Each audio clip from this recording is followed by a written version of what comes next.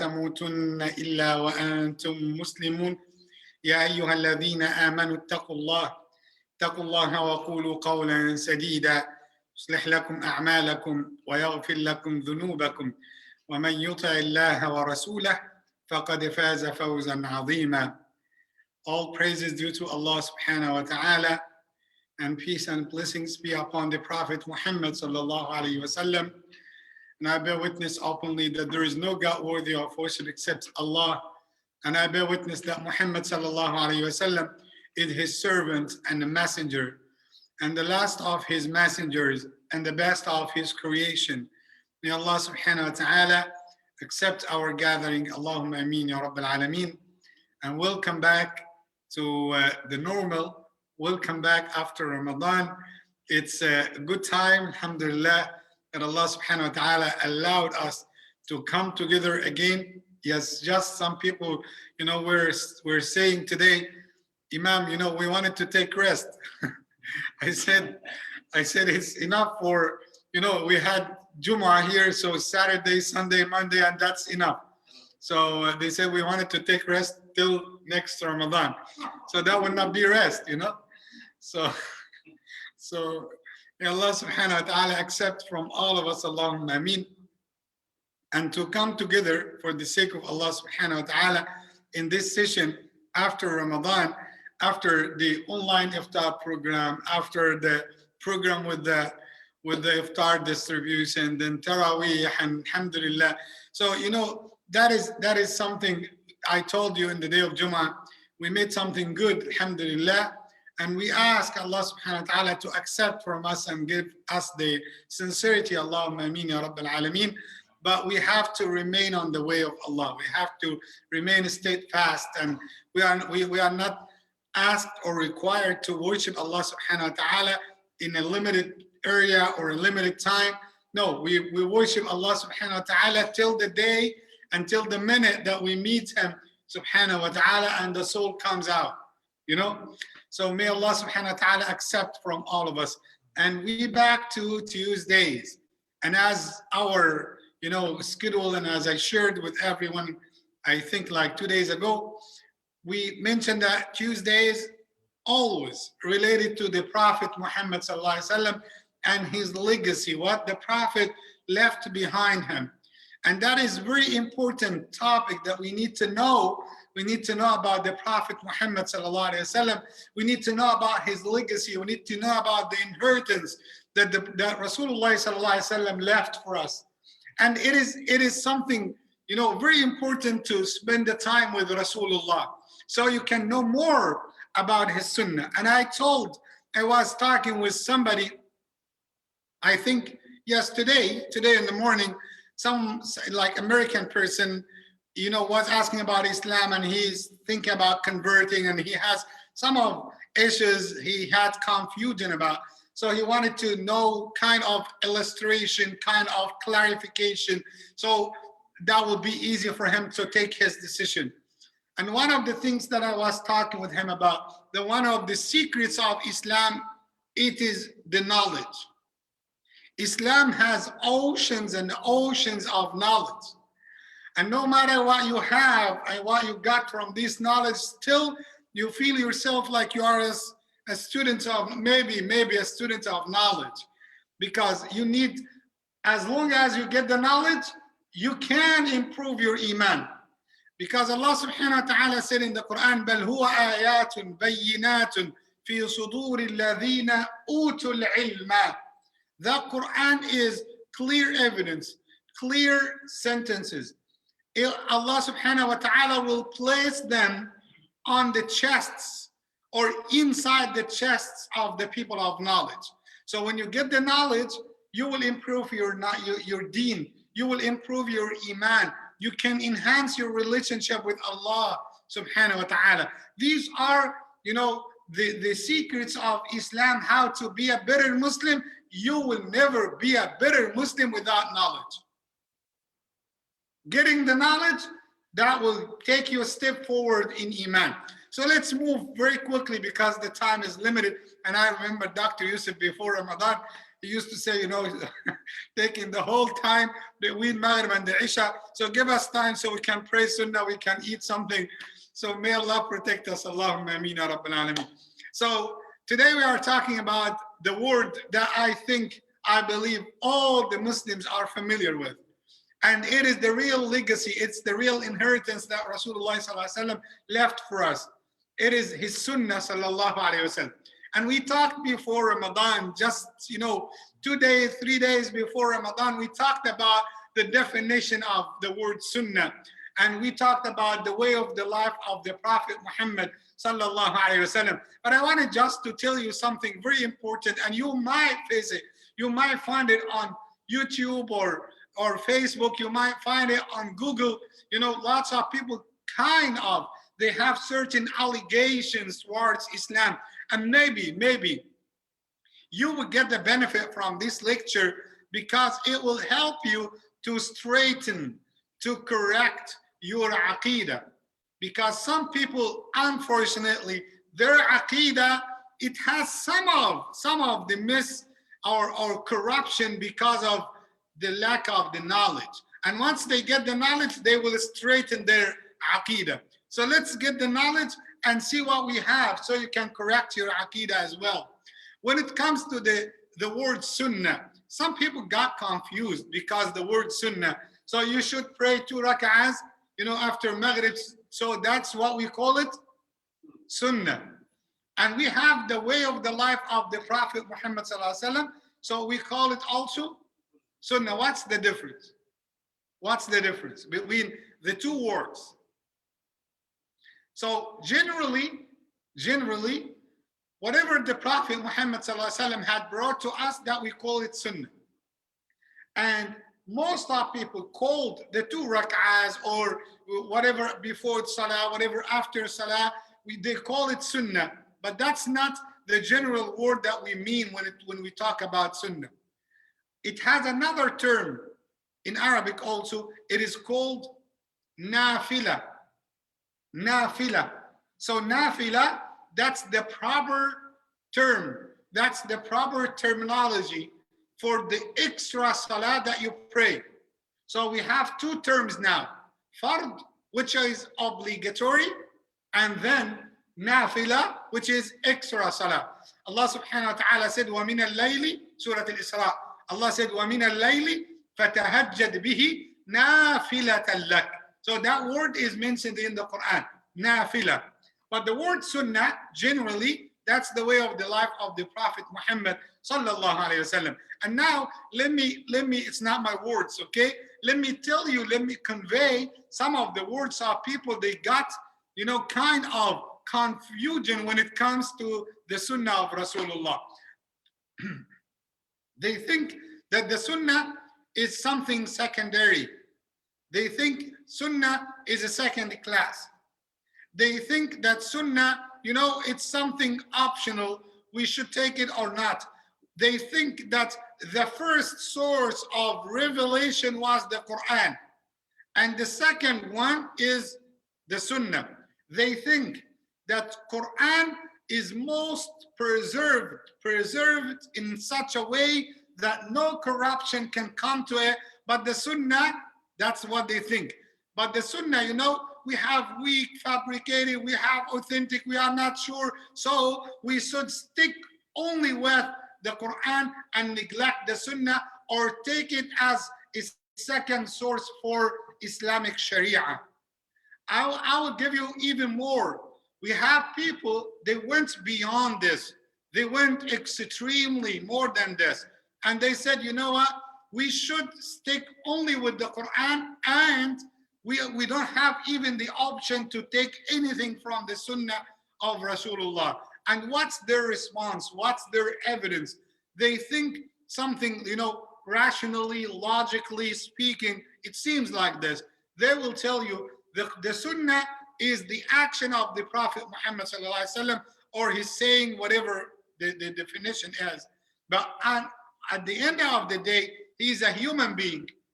So you wanted me to follow a human being and leave Allah subhanahu wa ta'ala, that means the Quran. So at that case, I will associate a partner with Allah subhanahu wa ta'ala. You see? So when one of our youth group or one of our young kids, even my son, when he listens to these allegations with that sense, the rational, logically speaking, he might absorb it. He might get it. He might swallow the bait. And then that will change his aqidah. So step by step, that will let him refuse the sunnah of Rasulullah sallallahu alaihi wasallam, or feeling doubt about the sunnah of Rasulullah.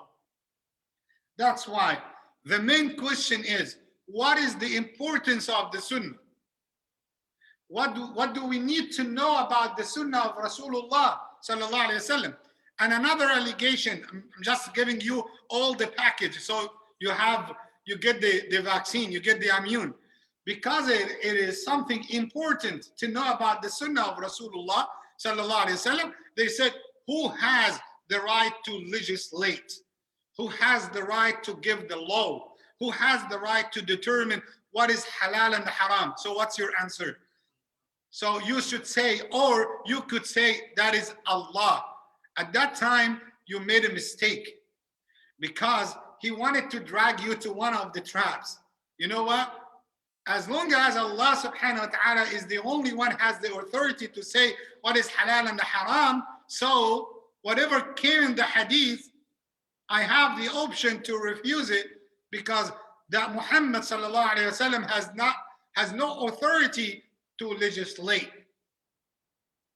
You see? That's how it is so serious. That is how it is so important to know this lecture specifically, so you can get the knowledge and you have the evidence and the knowledge to respond. We would not respond by shouting, no, astaghfirullah, how could you say about the Rasulullah? That's the sunnah, Allahu Akbar, Wait. If you got the knowledge, so you will be able to respond. Who defend the sunnah of Rasulullah? Who is the most source defended the sunnah of Rasulullah sallallahu alaihi wasallam? Allahu Akbar. The Quran itself. The Quran is the most source that defend and protect the sunnah of Rasulullah sallallahu alaihi wasallam. That's why all what I'm talking today, I'm talking about one verse in the Quran. One verse. It's your evidence, and I will give you the chapter number. It's chapter number 4. What's chapter number 4? Surah what? Fatiha, Al-Baqarah, Al-Imran, and An-Nisa. Allahu Akbar. Surah An-Nisa, chapter number 4, verse number 65. 65. Allah subhanahu wa ta'ala is giving a direct conversation with the Prophet Muhammad sallallahu alaihi wasallam. And I just wanted you to listen to the conversation with Rasulullah sallallahu alaihi wasallam. And I forgot, I'm sorry to say that, but I welcome the brothers and sisters in the masjid, but I forgot to welcome the brothers and sisters on Zoom and Facebook. So forgive me, Dr. Siddiqui. May Allah subhanahu wa ta'ala bless everyone. Allahumma ameen. I can see, mashallah, Sister Nadra, Brenda Squares, Hussein Ibrahim, Imtiaz Khan, Khadija, Adam, Shaliz al-Din, all the group, mashallah, Fifi, Zaf, Zabar, Deen Ibrahim, mashallah. I can see Brother Muhammad Nasruddin, Sister Azima. I can see the group of Ramadan, mashallah, they came together. May Allah subhanahu wa ta'ala bless you, Ya Rabbil Alameen. So let's go, and I need you, if you are in the houses and you have the ability to get the Quran, pick up the Quran and read with me this verse. It's the evidence, and it will tell you clear image what the word sunnah means, the importance of sunnah in Islam. Allah said to the Prophet Muhammad sallallahu alaihi wasallam, فَلَا وَرَبِّكَ لَا يُؤْمِنُونَ. Allah subhanahu wa ta'ala swore by himself. He said, absolutely not. By your Lord, by your master, they will not believe.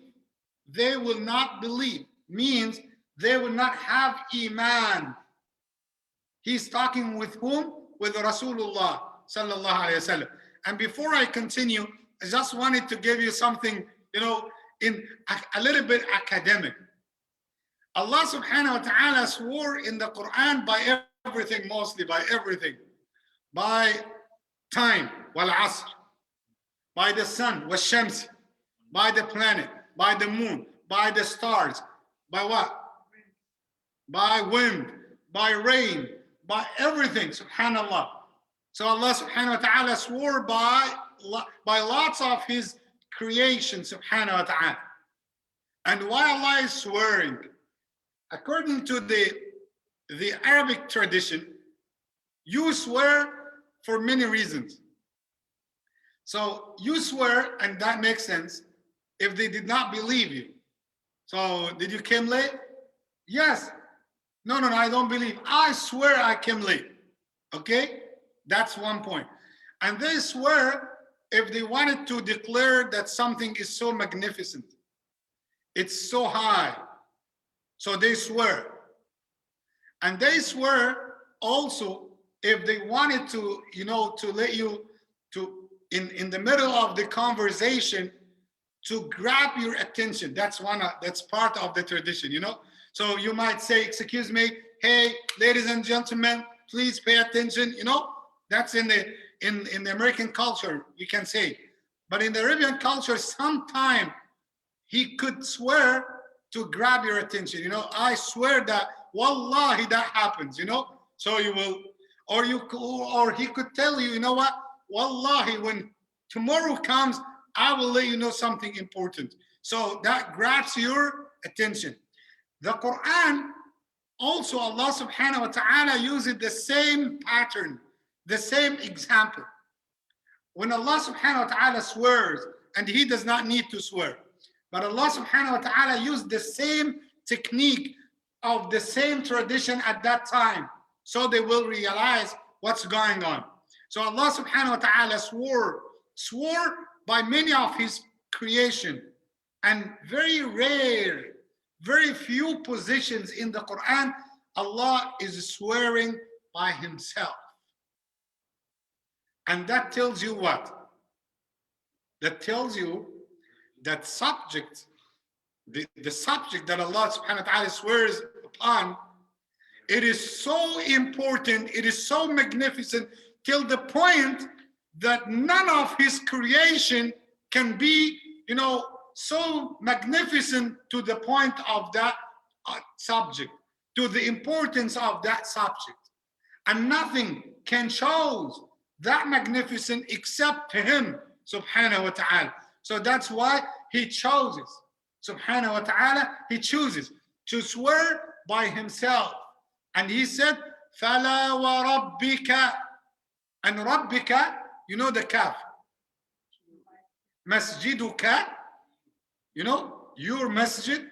فَلَا وَرَبِّكَ means your masjid. So he's talking to the Prophet Muhammad sallallahu alaihi wasallam.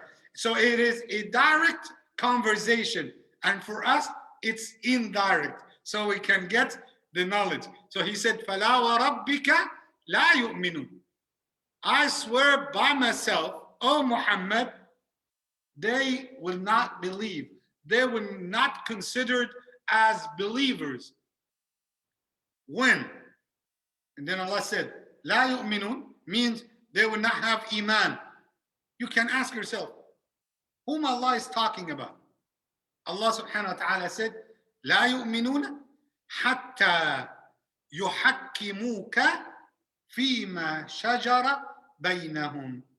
They will not believe, they will not be considered as believers until they consider you, they take you as a judge, as a wise judge between them, between what dispute came between them or amongst them.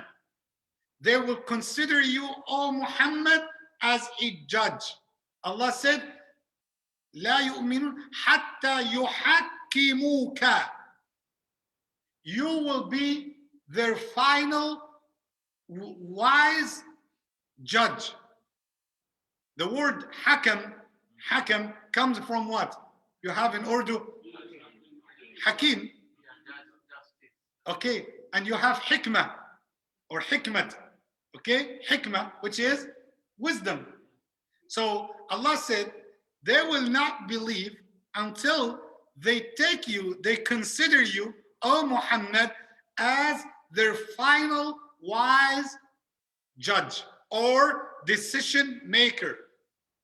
حتى يحكموك. Then he said, فيما شجر بينهم. Whatever came as an argument or disputation or conflicts or clashes between them, they must take you as the final resort, as the judge between them. Then Allah subhanahu wa ta'ala said, ثُمَّ لَا يَجِدُ فِي أَنفُسِهِمْ حَرَجًا مِمَّا قَضَيْتَ. And then when they consider you as a judge between them and you give your decision, their chests will not have any tightness, any narrowness, any kind of rejection or tightness or refusal for your judge, for your decision. So then he said, وَيُسَلِّمُوا تَسْلِيمًا. And they will have the absolute submission. What's the word submission in Arabic? Submission. Islam. Islam, our religion is Islam. It means, the word Islam means submission, to surrender to the commands of Allah. But listen, Allah is using the word taslima. The word taslima is equivalent to the word Islam. But there is slight difference between Islam and taslim.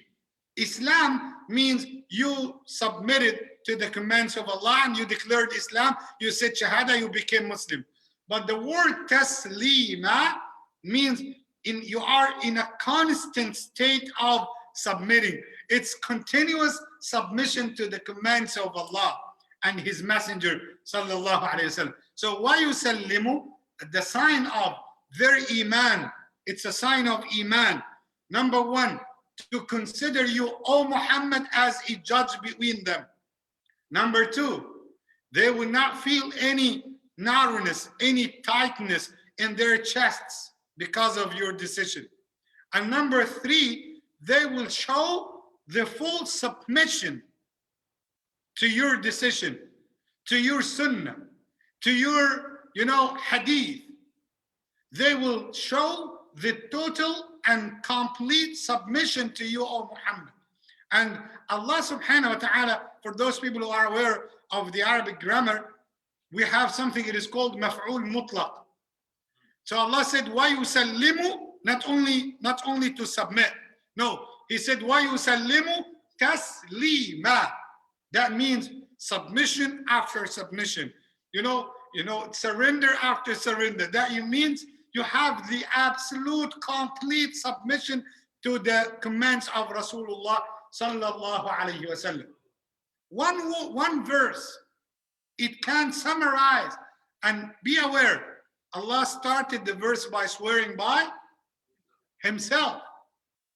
That tells you about the importance of the Sunnah of Rasulullah. So after this verse and after this explanation, can anyone after this think that Sunnah is something secondary, is something, optional? We have hadith, I'm not sure about the hadith, but I'm sure of the Quran. That's why I stick with the Quran better than the hadith. If you, as a Muslim, and for those who are listening to me right now, please, I want you to correct your aqidah right now. Fix your aqidah. Don't think that Quran is a level and the Sunnah is another level, means you neglect or you don't pay attention to the Sunnah as much as you pay attention to the Quran. Wait, the Sunnah is a revelation to the tongue of the Prophet Muhammad sallallahu alaihi wasallam. Allah said, subhanahu wa ta'ala said in Surah Al-Najm. وَمَا يَنْطِقُ عَنِ الْهَوَىٰ إِنْ هُوَ إِلَّا وَحْيٌ يُوحَىٰ. He does not talk from his own vain desire. He's talking because of the revelation. It's a revelation was revealed to the Prophet Muhammad sallallahu alaihi wasallam. Sometimes we got confused because of people what are they are distributing or spreading or passing through the internet or through the WhatsApp, because someone I know those people, but listen, that's a plan made by the enemies of Islam previously. It was made almost like 25 years ago. You remember before the internet, they used to pass a little bit of piece of paper.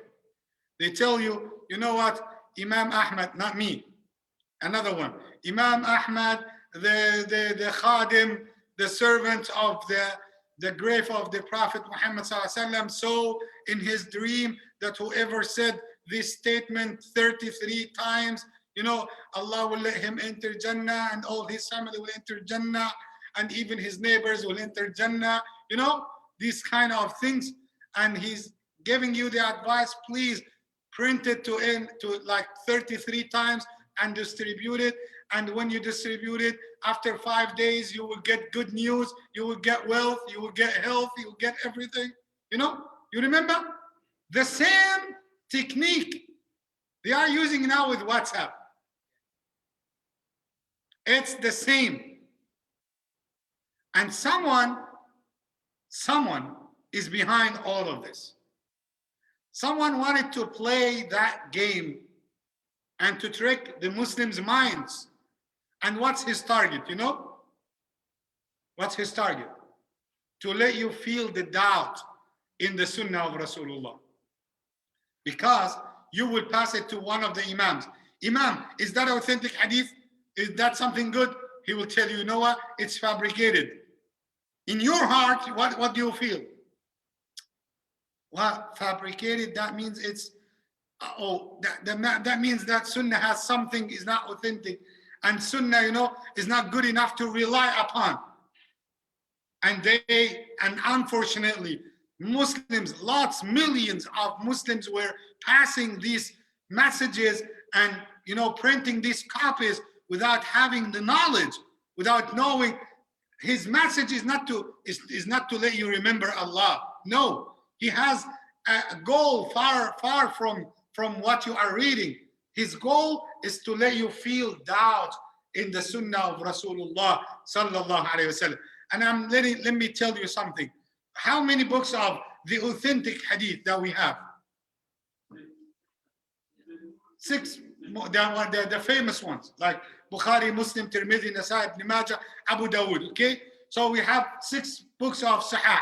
How many of their hadiths are them? If you excluded their repeated narrations, you have almost like 7,200, and those have everything you need about your religion.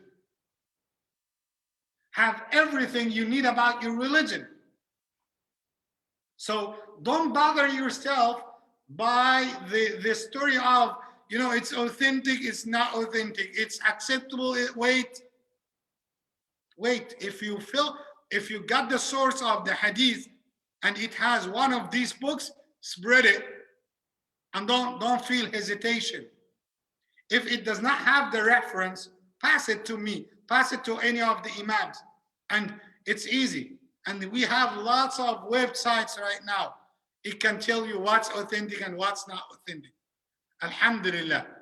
You have people of hadith, mashallah. You have the second, they are the first line, the first defense of the Sunnah of Rasulullah sallallahu alaihi wasallam. They are working in huge and great projects to serve the Sunnah of Rasulullah. And I know some of them who are working really in these projects. And one of them is my close friend. And alhamdulillah, they are working in the great projects, try to, to follow what's going on and who is trying to accusing the Sunnah and how to defend. They are big, have big network, alhamdulillah rabbil alameen. And most of them are in Egypt and Saudi Arabia, especially in Mecca, alhamdulillah. So don't bother yourself by keep thinking about, no, as long as you have the reference of one of these books, Al-Bukhari, Muslim, Tirmidhi, Nasa'i, Ibn Majah, Abu Dawud. Again, Bukhari, Muslim, Tirmidhi, Nasa'i, Abu Majah, Ibn Majah, Abu Dawud. So the 6 books of the Hadith. Get the reference for one of those, and that's it. You're good to go. You're good to go. Spread the Sunnah of Rasulullah sallallahu alaihi wasallam. So can we say now, like, just tell me, is it correct or false? The Sunnah is optional and it is something, it comes in the second level in Islamic Sharia. False. Quran and Sunnah, both of them are the sources of the Islamic Sharia. Can Rasulullah legislate? Can Rasulullah legislate? Yes. What's the evidence? Allah said, وَمَا آتَاكُمُ الرَّسُولُ فَخُذُوهُ. Whatever Rasulullah told you about, take it. Apply it. Then he said, وَمَا نَهَاكُمْ عَنْهُ فَانْتَهُوا. Whatever he forbade, stop doing it. That's the Quran. That's the Quran.